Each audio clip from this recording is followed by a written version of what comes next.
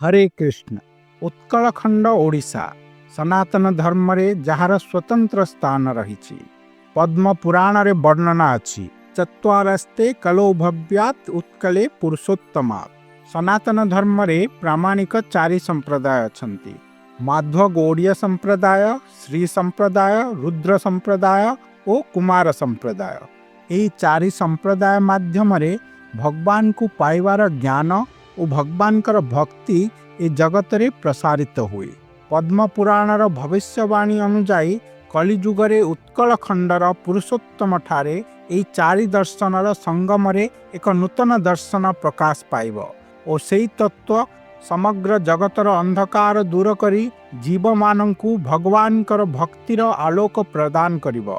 भविष्यवाणी सत्य हैला जेतेबेले श्री चैतन्य महाप्रभु श्रीक्षेत्र पुरी पुरुषोत्तम धाम रे अवस्थान कले ओ अचिंत्य भेदाभेद तत्व प्रकाश कले।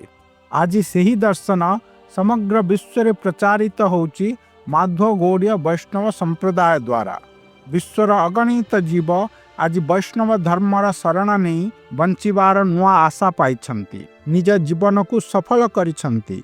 आज पृथ्वीर समस्त बड़ बड़ सहर रे इस्कन मंदिर अच्छी, जोठी जाति धर्म निर्विशेष रे धनी गरीब समस्ते भगवान का भक्ति करिवार सुजोग पाउचंती। वैष्णव पर दुखे दुखी, सेइथिपाई आचार्य माने बद्ध जीव मानंकर दुखावस्था देखी प्रचार को निज प्राण बनाती और घरे घरे पूरे पूरे जाई कृष्ण भक्तिर प्रचार करती।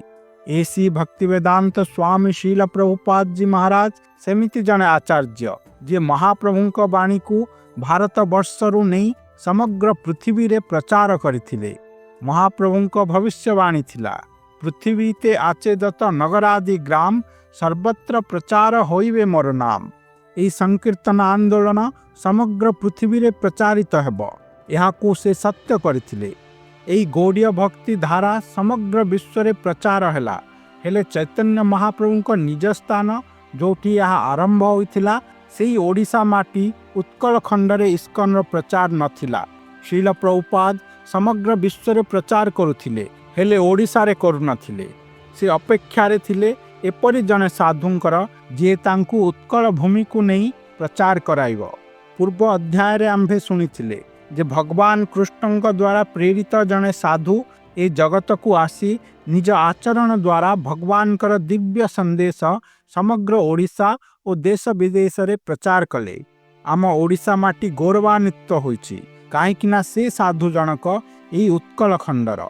श्री श्रीमद गौर गोविंद स्वामी महाराज को श्रील प्रभुपाद बाछि नहीं थिले एई महाप्रभु का भक्ति आंदोलन को ओडिशा रे प्रचार करिबा पाई।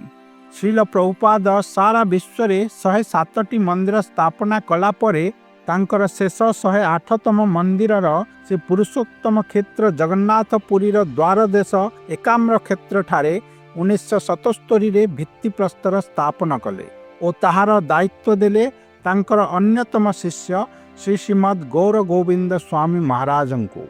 श्रील गुरुदेव थिले श्रील प्रभुपादंक प्रथम ओडिया शिष्य। से थिले श्रील प्रभुपादंकर एकमात्र ओडिया सन्यासी। श्रील गुरुदेव कहती जे 1977 मसीह जदि मु श्रील प्रभुपादंकु आनी पारि नथांती ताहेले तांको पाद पद्म आउ एई माटी रे पड़ी नथांता काहेकिना सेई वर्ष कार्तिक मासरे से वृंदावन धाम रे निज अप्रकट लीला कले।